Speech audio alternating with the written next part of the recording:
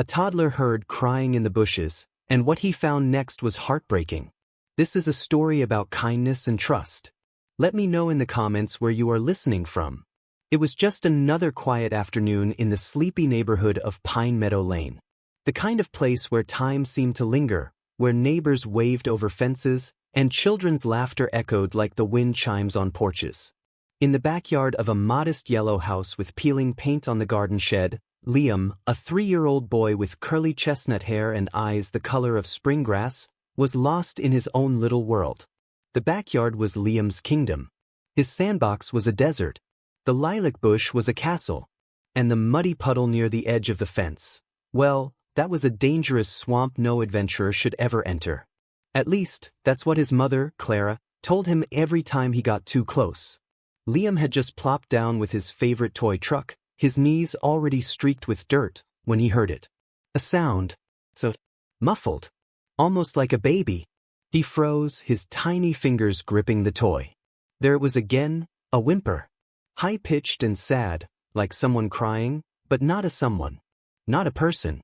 He turned his head slowly toward the lilac bushes at the edge of the yard. They swayed just slightly, though there was no breeze. "Mommy!" Liam called out, standing up on his chubby legs.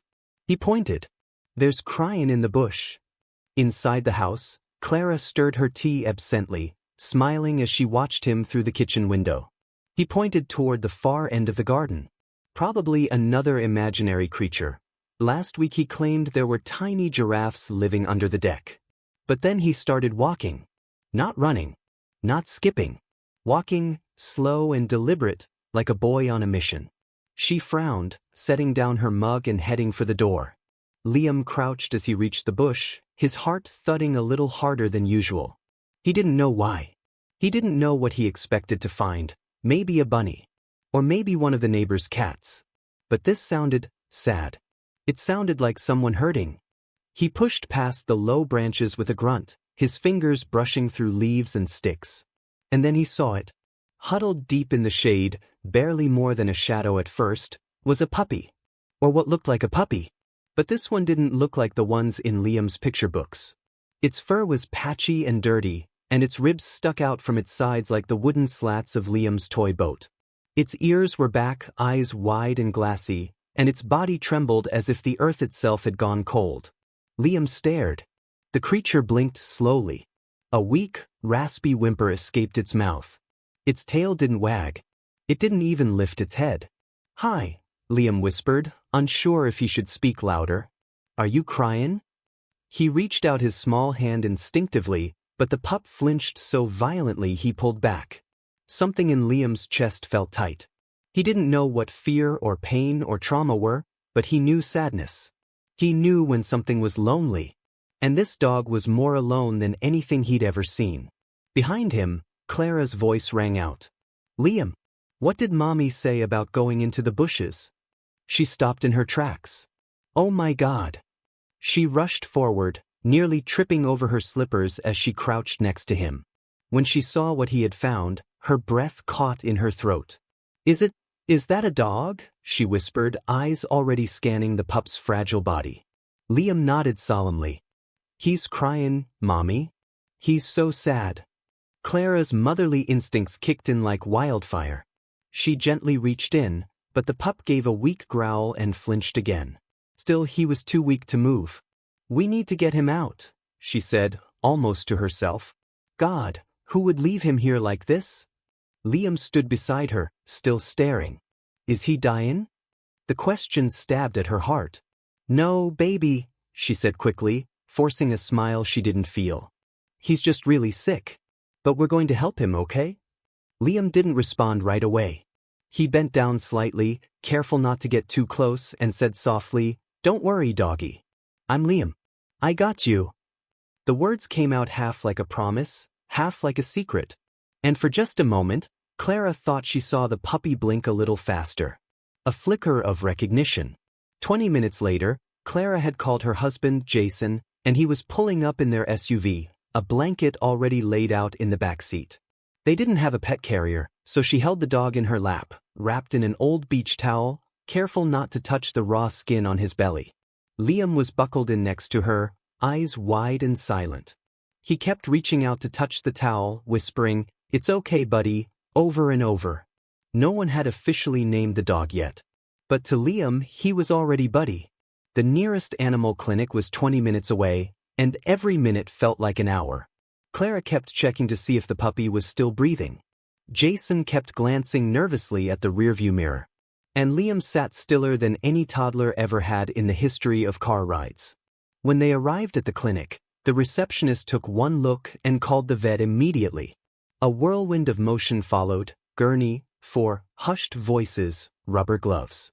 Someone said, "Critical." Someone else said, "We'll try." They asked for Liam and the parents to wait in the lobby. Clara crouched down next to him. "You did something really special today, sweetheart," she whispered, brushing hair out of his face.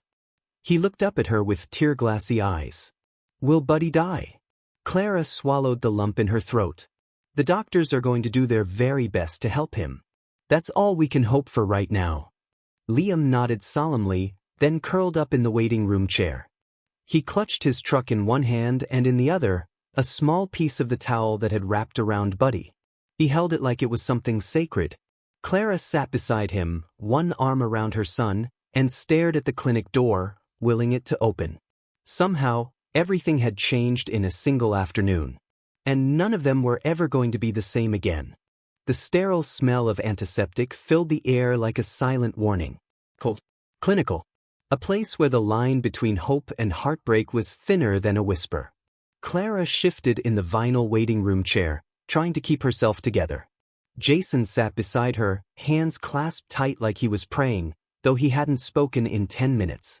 Liam had curled up on her lap, thumb in his mouth, the towel scrap still clutched tightly in his small fist. He hadn't said a word since they'd taken the dog into the back. A door finally creaked open, and a woman in blue scrubs stepped out. Her face wore the kind of softness that came from years of breaking bad news with kindness. "Mrs. Morgan?" Clara stood, careful not to jostle Liam. Jason rose beside her like a soldier waiting for orders. "I'm Dr. Patel. I'm the one caring for the German Shepherd puppy you brought in." "How is he?" Clara asked, voice breaking halfway through the sentence. Dr. Patel took a slow breath. "He's stable for now. But he's in rough shape." Clara's heart sank. "We're doing what we can. He's severely underweight, half the body mass he should be. He's dehydrated. Multiple scars. Some of his wounds are infected. And it looks like he hasn't eaten a proper meal in weeks." Liam stirred slightly, his head pressing against Clara's shoulder. "Can you save him?" Jason asked. "We're trying," Dr. Patel said gently. "We've started fluids and antibiotics. But the next 24 hours are critical. His body's in survival mode. If he makes it through the night, he'll have a chance." Clara nodded, fighting tears. "Can we see him?" she asked. Dr. Patel hesitated.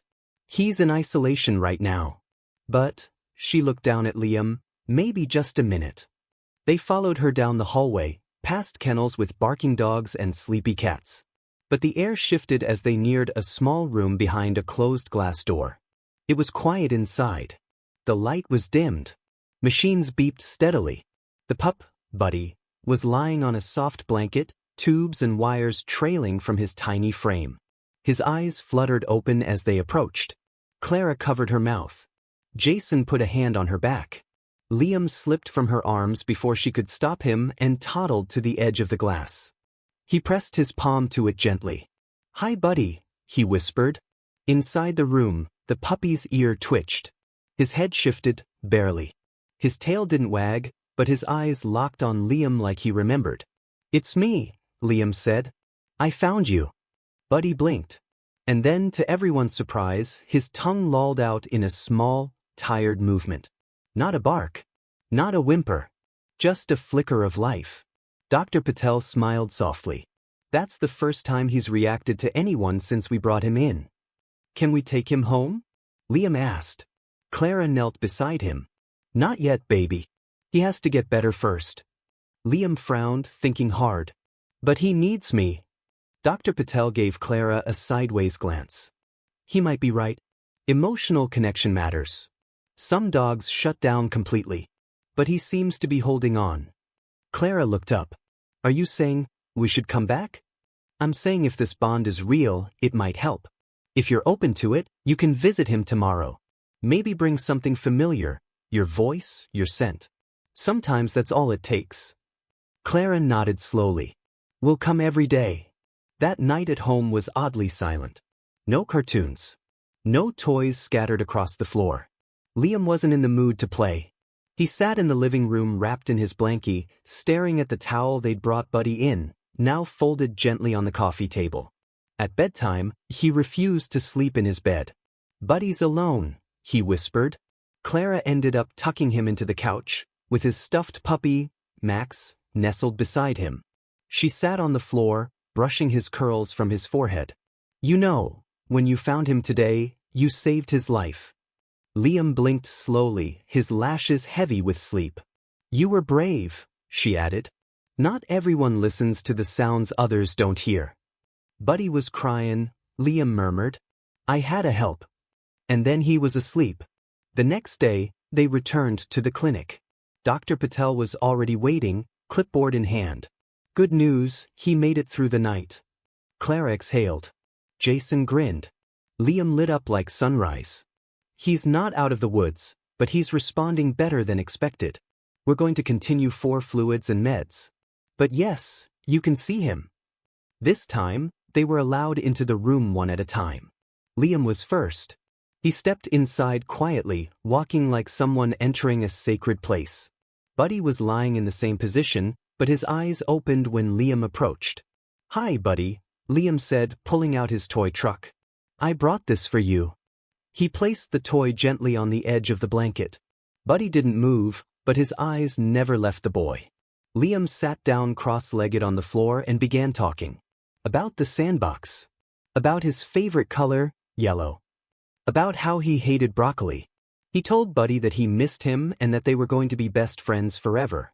From behind the window, Clara and Jason watched silently as the small boy poured his whole heart into that room. Dr. Patel smiled faintly. That dog's going to make it, she said quietly. I can feel it. Later that day, as they left the clinic, Liam tugged at Clara's hand. Can Buddy come home tomorrow? Not yet, Clara said gently. He still needs time.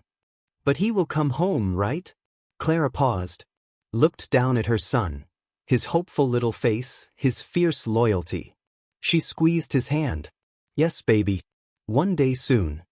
It was amazing how quickly a sterile clinic room could begin to feel like a second home.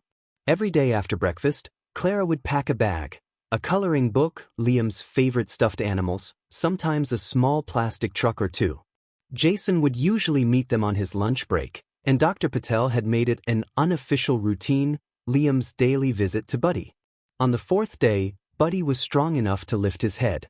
It wasn't much. Just a slow rise from the blanket as Liam tiptoed into the room, clutching a toy stethoscope he'd insisted on bringing, so he could help. But it felt like a miracle. Hi, Buddy, Liam said softly, kneeling beside him. You look less bony today. Buddy blinked and let out a faint huff, his tail thudding weakly once against the blanket. He wagged his tail. Liam squealed, turning toward Clara, who was watching from the window. Mommy, he did it. Clara couldn't stop the tears from slipping down her cheeks. Her heart felt like it was being stitched back together one tiny thread at a time. She nodded and mouthed, He knows you. Over the next few days, something extraordinary happened. Buddy began eating again, at first small portions of softened food, then full bowls with a quiet determination. His wounds began to scab over, and his fur, though still thin in patches, no longer looked lifeless. But the most striking change wasn't physical. It was the way he looked at Liam. Every time the little boy entered the room, Buddy's ears would perk up. His eyes followed Liam's every movement. And the moment Liam sat down, Buddy would drag himself, inch by inch, across the blanket to rest his head on the child's lap. Dr. Patel called it emotional imprinting. She'd seen it a few times before, dogs who attached themselves to one person so fiercely it became part of their healing process. But never with someone so small. This bond is rare, she told Clara one afternoon, as they watched through the glass. Buddy doesn't trust easily. But with Liam, he's surrendered completely. Clara smiled faintly. He knows Liam saved him. Dr. Patel nodded. And Liam knows Buddy saved something in him, too. He's more patient. Calmer. It's like they've become each other's anchor. That night, as Clara tucked Liam into bed, he held on to Max, the stuffed puppy, but now Max had competition. Beside him was a brand new plush German Shepherd Clara had picked up at the toy store, almost a perfect replica of Buddy. I named him Tiny Buddy, Liam whispered, stroking the toy's ears. Clara smiled. Tiny Buddy and Big Buddy. Sounds perfect. Liam looked up at her. When's Big Buddy coming home? Clara hesitated. Soon, baby. He's getting stronger every day. Liam nodded, then said something that caught her completely off guard. I think he's my heart dog. Clara blinked. You're what? I saw it on the vet poster, Liam said, already drifting into sleep. A heart dog is the one that finds you when you need them. Clara sat there in stunned silence, her hand resting over his small chest, where his heart beat slow and steady. 2 weeks later, Buddy walked for the first time. Not just a shuffle. Not a drag. He stood, wobbled, then took 3 determined steps across the clinic room floor, straight toward Liam, who was building a tower of toy blocks beside the door. Buddy! Liam shouted, springing up. You did it! You're walking! Buddy collapsed at Liam's feet and rested his head against the boy's legs, panting, eyes closed in peace. Clara had to excuse herself to the hallway so Liam wouldn't see her cry. Dr. Patel gave the official word that afternoon. Buddy could go home in 3 days. He'd need follow-up care, medication, and gentle supervision, but he was out of danger. Alive. Healing. Jason brought home a new dog bed that night. Clara found herself rearranging furniture in the living room to make space. Liam insisted they hang a "Welcome Home, Buddy" sign, drawn in crayon and taped crookedly across the front door. It was as if the house had been waiting for Buddy all along. The morning of the homecoming, Liam woke up before the sun. He was dressed in mismatched socks and a superhero cape by 6 a.m., bouncing with energy. I need to practice my song, he said earnestly, grabbing his plastic ukulele. Song? Clara asked, stifling a laugh. I made it for Buddy.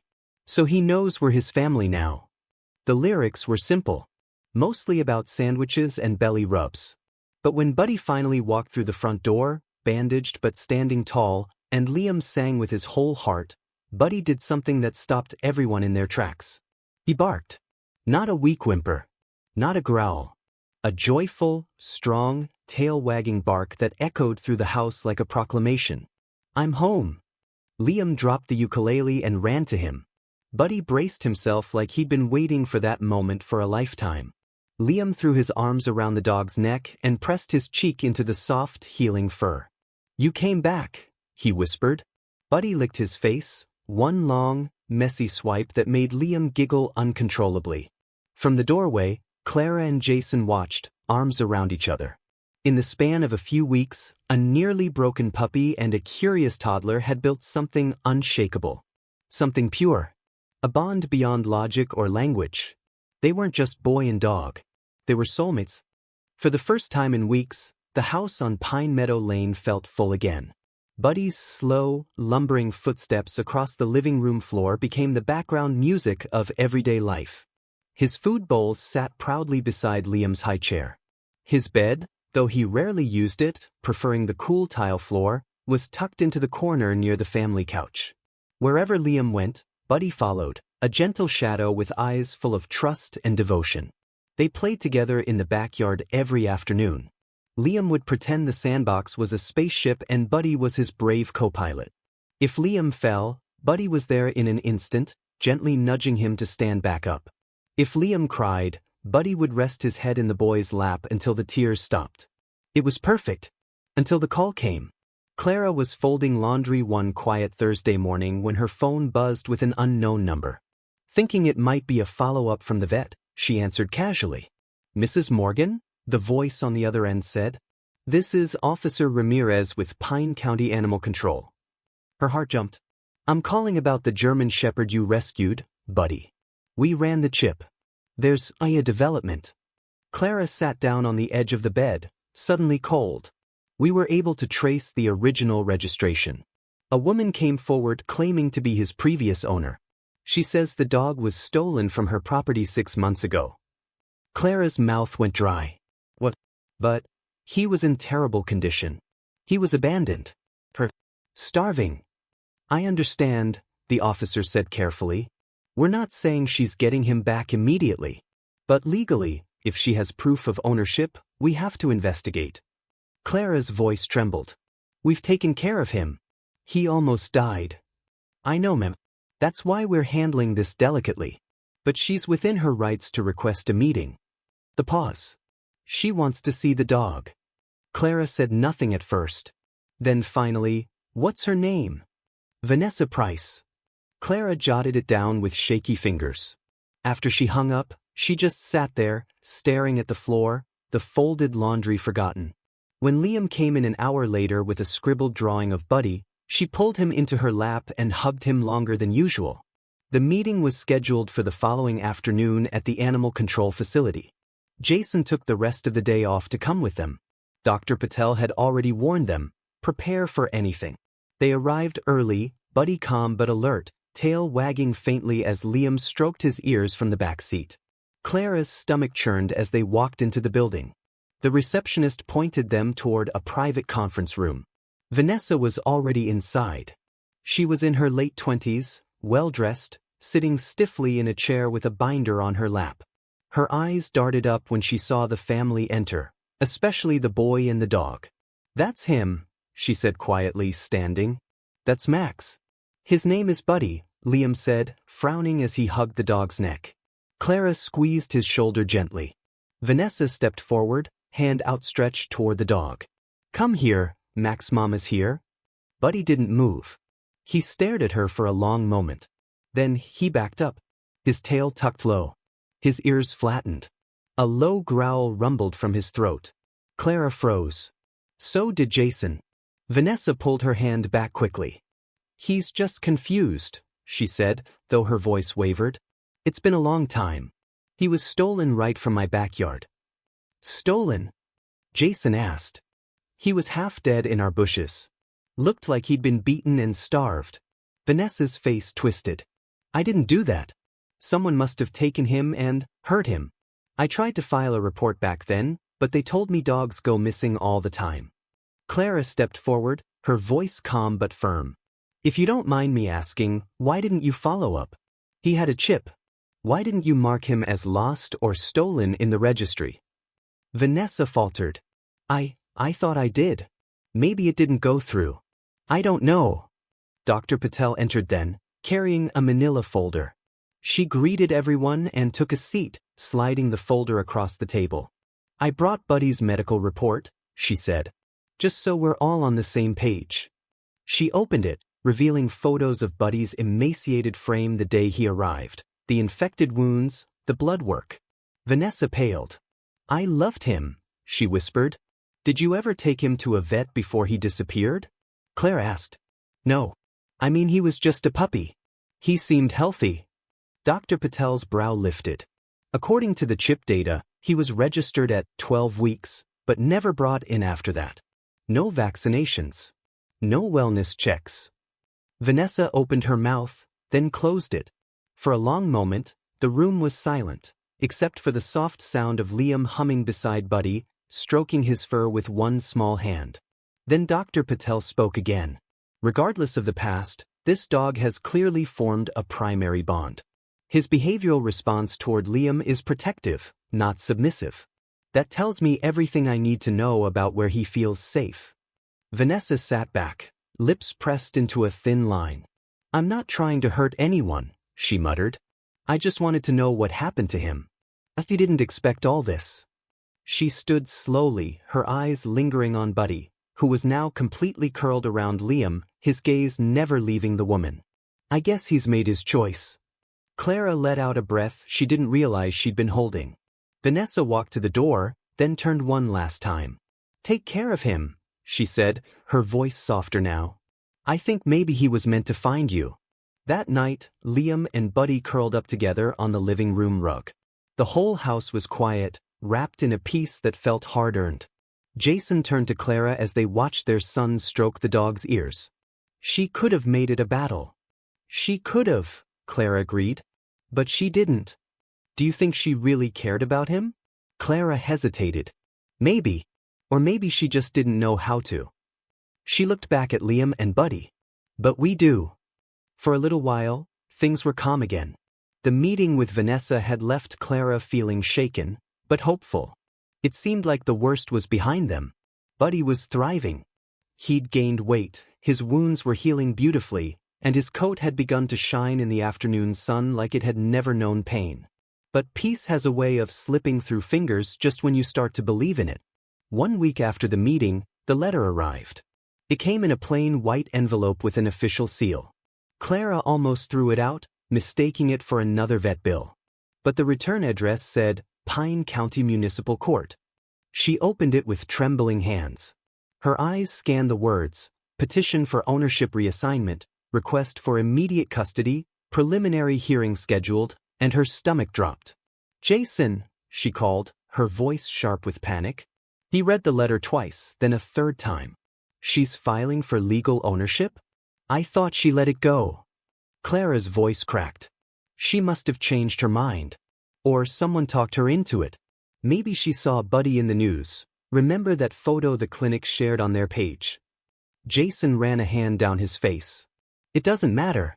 We're not letting him go. But legality didn't care about loyalty. Cared about paperwork, dates, signatures. And technically, she was still listed as the original owner. Clara sat across from a pro bono attorney 2 days later, holding the court summons in one hand and a printed stack of medical records in the other. The lawyer, a kind woman named Meredith, read carefully, nodding as she flipped through the pages. You've got a good case, she said finally. But it's not a slam dunk. Clara blinked. How can it not be? We saved his life. She abandoned him. He was almost dead. Meredith raised a calming hand. I believe you. And the court will too eventually. But proving intentional neglect is tricky. Especially without direct evidence that she harmed the dog. You'll need more than just emotion. We have to make it undeniable that she failed him, and that Buddy is thriving in your care. Clara swallowed. She's going to try to take him from my son. He won't understand. They sleep together every night. They're bonded, Meredith finished softly. And that bond may be your strongest argument. She tapped a page on the table. Does the vet support your claim? She's been incredible. She said Buddy only started healing because of Liam. But we'll need her in court. Clara nodded, her mind already racing ahead. And Liam? Meredith asked gently. Would he be willing to speak? Clara hesitated. He's 3. He doesn't even understand what court is. Meredith frowned. Then we'll need to show the court, not tell them. Letters, photos, videos. Anything that shows the emotional connection. Clara leaned back, already thinking of Liam's bedtime songs, the crayon drawings pinned to the fridge, the dozens of photos of Buddy sleeping curled around his tiny human. They had to fight. Back at home, Liam sat on the living room floor with his coloring book, Buddy sprawled out beside him like a furry rug. The pup's eyes tracked Clara as she entered, sensing her unease. Mommy? Liam asked without looking up. Why are you sad? She knelt beside him, running a hand through his soft curls. There's something Mommy needs to talk to you about. Liam looked up. Do you remember the lady who said she used to know Buddy? He nodded. She had scary eyes. Clara tried not to smile. Well, if she changed her mind. She says she wants Buddy to live with her again. Liam blinked. No, he said. Clara's heart caught. But, she says Buddy is her dog. He's mine, Liam said, hugging Buddy's neck. He told me. Clara brushed tears from her cheek. I know, baby. I know. The night before the court hearing, Jason sat at the kitchen table with Clara, both of them surrounded by photo albums, phone footage, and paperwork. I found the video of Liam reading to him, Jason said, scrolling through his phone. And the one where he made that song about bacon treats. Clara smiled faintly. I wish love was enough. Jason took her hand. It is. We just have to prove it. Meanwhile, in the next room, Liam whispered to Buddy under a blanket fort they'd built together. You don't have to go, he said. I'll hide you in the closet. We'll bring you snacks. Mommy won't be mad. Buddy licked his cheek gently, then rested his head on Liam's lap, eyes closing in trust. The courtroom was quiet, sunlight filtering through tall windows like some divine spotlight. Clara sat on one side with Jason and their lawyer. Vanessa sat on the other, dressed sharply, face expressionless. Her attorney looked overconfident. Dr. Patel took the stand first. Buddy was malnourished, wounded, and emotionally shut down, she said clearly. Without intervention, he would have died. But he survived, and began healing, because of the child who found him. She showed photos, medical reports, then video clips of Liam reading to Buddy, Buddy wagging his tail when Liam entered the room, Liam singing. The judge, a middle-aged woman with sharp eyes and soft features, watched everything intently. When asked about Vanessa's claim, Dr. Patel didn't mince words. In my professional opinion, the dog had not been cared for in months. Possibly longer. I saw no evidence of recent veterinary care, food security, or a safe home environment. And I saw clear signs of emotional trauma. Clara testified next. Then Jason. When it was Vanessa's turn, she stumbled. I didn't know he was missing until a few days after. He used to run off sometimes. I figured he'd come back. Her voice faltered under cross-examination. She couldn't produce any recent photos. No vet records. No proof of regular care. Finally, Meredith presented a short video. It opened with Liam sitting beside Buddy, holding his paw. Buddy is my best friend, he said to the camera. He got hurt real bad, but I helped him feel better. Now he helps me feel better too. The courtroom was still. The judge leaned forward. I've seen enough. She looked between the two families, one fractured, the other whole. My decision is to grant full legal ownership of the dog to the Morgan family. Jason exhaled. Clara wept. Liam, though unaware of the legal gravity, cheered when he saw Buddy waiting outside the room, tail wagging. You're still mine, he shouted. Buddy barked in reply. That night, Liam and Buddy ran in circles through the backyard until the stars came out. The fight was over. And love had won. The morning after the court hearing, the air felt lighter. The tension that had clung to the walls of the Morgan home for weeks seemed to melt away overnight. Clara woke to the smell of cinnamon toast and the sound of Liam giggling in the hallway, Buddy's nails tapping lightly on the hardwood floor as he padded along behind his favorite human. For the first time in a long time, it felt like they could breathe. Still, Clara couldn't shake the feeling that something wasn't finished. The legal battle was over, yes, but the story of where Buddy had come from and how he had ended up in their bushes half dead wasn't fully told. Something inside her needed the truth, not just for her own peace, but for Liam's. And maybe, for Buddy's. Later that morning, Clara received a call from Officer Ramirez at Animal Control. I thought you might want to know, he said. There's more to Vanessa Price's story than she let on. Clara's heart sank. I'm listening. We ran a deeper background check. It turns out Vanessa was affiliated with a property under investigation last year for illegal breeding activity. Puppy mill stuff. Complaints from neighbors. Nothing stuck because no one could prove who owned the animals. But her name came up more than once. Clara's voice sharpened. So she wasn't just a neglectful owner. Ramirez hesitated. I think Buddy wasn't the only one. I think he escaped, or was dumped, when things got too risky. He wasn't stolen, Clara. He was discarded. Clara closed her eyes, her grip tightening around the phone.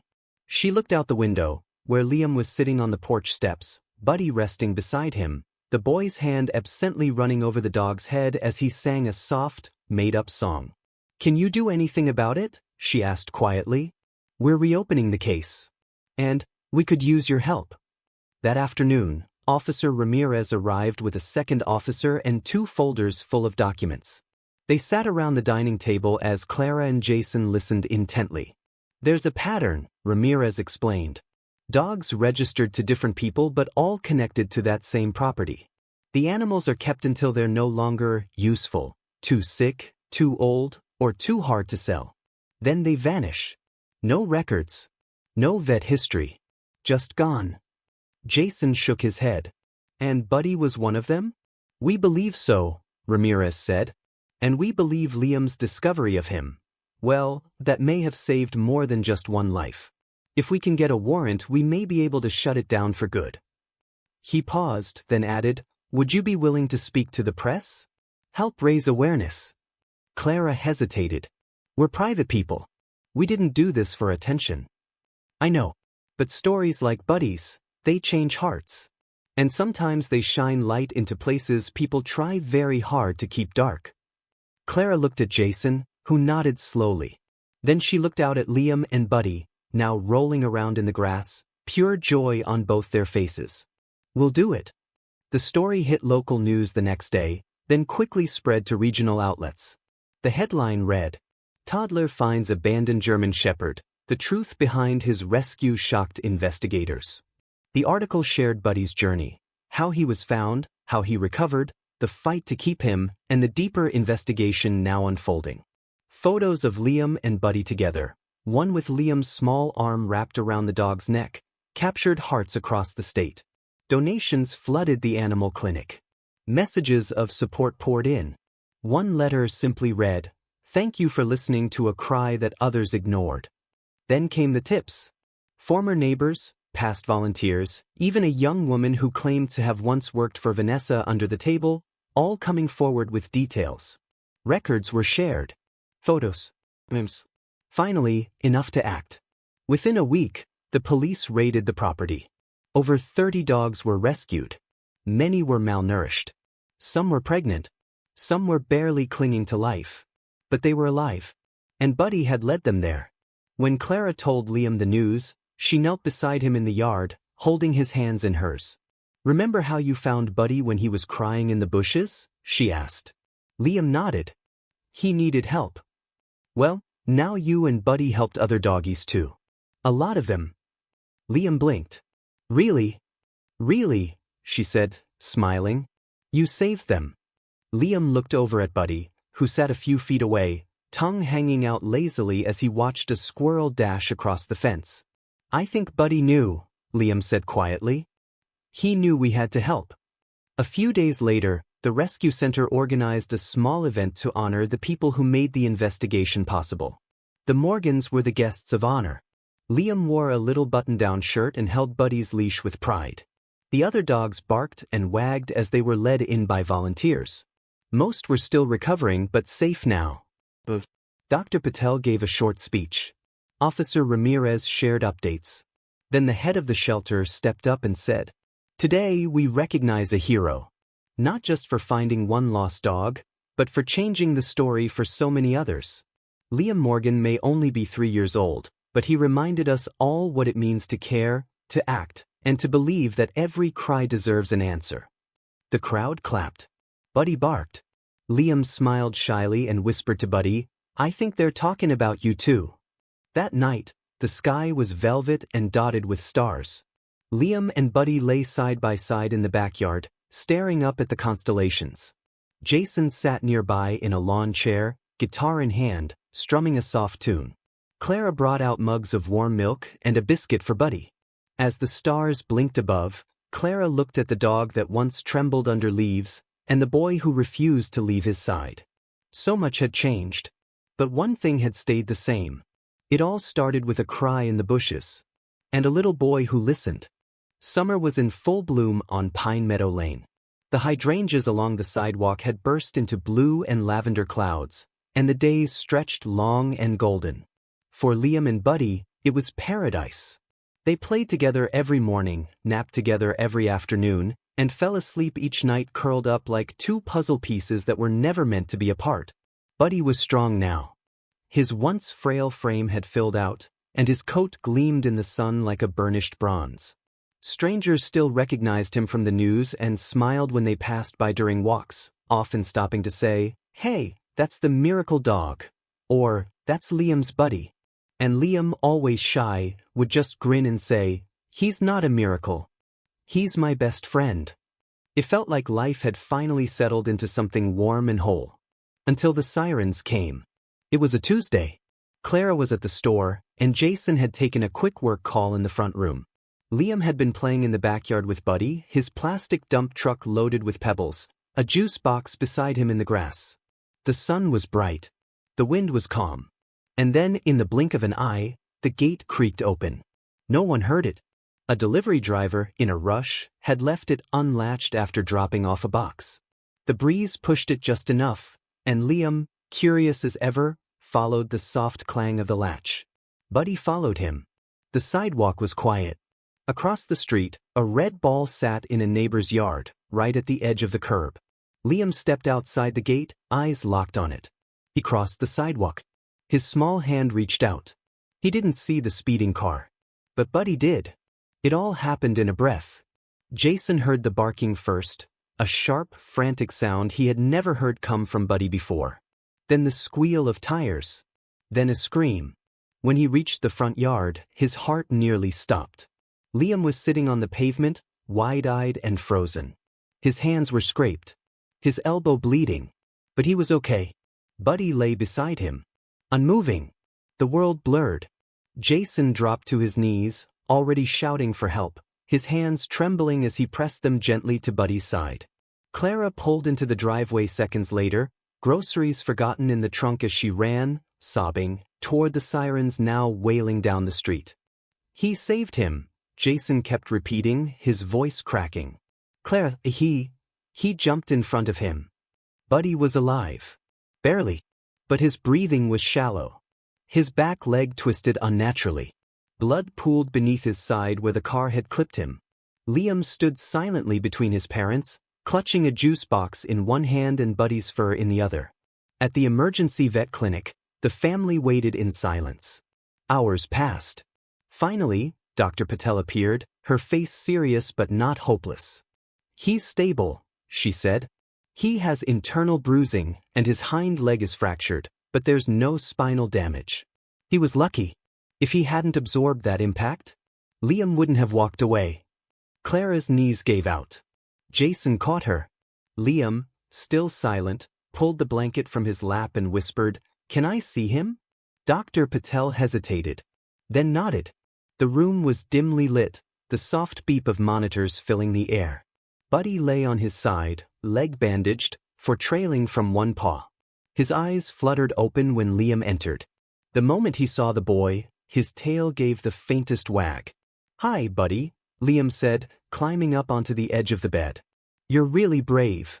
Buddy's paw lifted, weak and trembling, and Liam took it in both of his hands. "You saved me," he whispered. Then, without thinking, he leaned down and kissed Buddy's nose. The dog closed his eyes and let out a long, peaceful sigh. It was the sound of safety. Over the next week, Buddy's recovery became the talk of the town. The local paper ran a new headline. "Rescue dog becomes rescuer. Buddy saves toddler in near-fatal accident." News crews arrived. Donations flooded the vet clinic again. The mayor even called to offer Buddy the town's Canine Courage Award. But none of that mattered to Liam. He just wanted his best friend home. Every day, he sat by Buddy's side at the clinic, telling him stories, brushing his fur with a soft baby comb, or drawing pictures of the two of them as superheroes. "I'm Super Liam," he'd explain, holding up a crayon drawing, "and you're Mega Buddy. You got hit by a car to save me, so now you have powers." Clara and Jason exchanged smiles, their hearts full and aching all at once. 3 weeks later, Buddy walked again. Not perfectly. He limped. He was slower. But when Liam stood at the end of the hallway, arms wide open, Buddy pushed himself forward, step by step, until he collapsed happily into the boy's hug. The cheers in the clinic that day echoed like a standing ovation. Buddy came home on a Sunday. The Morgan family had set up a welcome party in the backyard with balloons and streamers and a sign that read, "World's Best Boy." Neighbors brought treats and toys. Someone even made a cake shaped like a fire hydrant. But the real gift came later that afternoon, when Liam stood in front of the crowd, holding a small piece of crumpled paper. "I wrote a speech," he said, his voice shaky. "About Buddy." The yard went silent. "He was sad before. Then I found him. And he got better. Then I got in trouble. And he saved me." He looked over at Buddy, who was lying beside him, tail thumping against the grass. "He's not just my dog. He's my hero." The applause was thunderous. That night, as the sky faded into peach and lavender, Liam curled up beside Buddy on the couch. Clara sat nearby, holding a mug of tea. Jason strummed his guitar softly. "He really did save him," Clara whispered. Jason nodded. "And Liam saved him first." She leaned her head against his shoulder. They saved each other. Act 8. A new beginning. The seasons began to turn. Summer gave way to golden leaves and brisk breezes. Liam turned 4 and Buddy turned, well, they didn't know exactly, but Dr. Patel estimated he was close to 2. So they celebrated both birthdays together in the backyard with dog-friendly cupcakes, superhero balloons, and a homemade banner that read, "Leveling up together." There was a stillness to life now. Not the kind that came from boredom or quiet, but the kind that bloomed after storms had passed. The kind of stillness that comes when the hard parts are over and something better is beginning. Buddy still walked with a limp.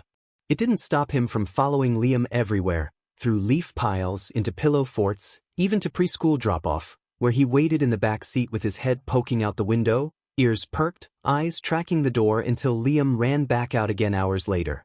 And Liam, once wild with toddler energy, had grown gentler, wiser. He spoke softly to animals. He offered hugs to crying kids. He checked under bushes whenever he heard a strange sound. Because now he knew, sometimes, crying in the bushes isn't just a sound. It's a call. One rainy morning in November, Clara found Liam sitting on the living room floor, coloring quietly.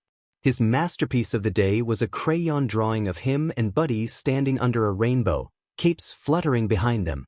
"Is that you too?" she asked, smiling. Liam nodded. "We're going to rescue more. More dogs. More everything," he said seriously. "Dogs, cats, bugs. Maybe people too." She laughed and kissed the top of his head. "I believe it." That afternoon, Clara opened the mailbox to find a thick envelope with a golden paw print sticker. Inside was a formal invitation from the Hearts and Paws Foundation, a national animal welfare nonprofit. Buddy had been nominated for the Hero Dog Hall of Fame. There was going to be a gala in the city, a special ceremony, even a children's book in the works, based on Buddy's story, tentatively titled, "The Boy Who Heard a Cry." A month later, the Morgans stood in a large ballroom under soft chandeliers and camera flashes. Liam wore a tiny suit. Buddy wore a bow tie. Both looked completely unfazed by the crowd. The announcer stood at the podium and read the final award of the evening. "Our last honoree is a dog whose life began in pain, but who now lives in purpose. A dog who was saved by a toddler, and later returned the favor, diving in front of a car to protect the very child who rescued him." But this isn't just a story about survival. It's a story about connection. About how 2 souls, seemingly too small and too broken to matter, became heroes to each other, and to us all. The applause was thunderous. Liam and Buddy walked to the stage together. Liam said nothing into the mic, but gently leaned in and whispered to Buddy, "We did it." Buddy barked once, short and proud. It echoed louder than any speech. Back home, life remained grounded and real even after the spotlights faded. Liam returned to his sandbox adventures. Buddy resumed his post beneath the kitchen table, waiting for crusts and crumbs. But something had changed, not between them, but around them. More people waved when they passed. Strangers asked how they could help. Neighbors left out extra food for strays. One even adopted a rescue after reading about Buddy's story. Kindness was spreading. Quietly. Organically. Like it always does when someone dares to care. On Christmas morning, Liam opened his last gift and squealed. It was a shiny new vest for Buddy, embroidered with the words, "Rescue Partner." He turned to his parents, wide-eyed. "Does this mean we're a team now?" "You've always been a team," Clara said. "Now the world will know it too." By spring, the Morgans had partnered with the Hearts and Paws Foundation to create a small community initiative. Once a month, they hosted Buddy Days at the park, events where kids could read to shelter dogs, bring food donations, and learn about kindness, safety, and what it meant to be a friend to animals. Liam sat proudly at the front each time, Buddy by his side, their story always the first one read aloud. And without fail, Buddy would rest his head on Liam's lap, tail thumping gently, just like he had that very first week in the vet clinic. Years later, when Liam was old enough to tell the story in full, he would always begin the same way. It started with a cry in the bushes. I was 3. I didn't know much about the world, but I knew something was hurting. So I followed the sound. And I found my best friend. People would cry. They always did. But Liam never cried when he told it. Because he knew something they didn't. The story didn't end in the bushes. It began there. That evening, as the sun dipped low and painted the sky in streaks of orange and gold, Liam and Buddy sat in the backyard once again, older now, but still inseparable. The wind rustled the lilac bush. Liam turned toward it, smiling faintly. Buddy lifted his head, ears perked. There was no crying this time. Just the memory of it.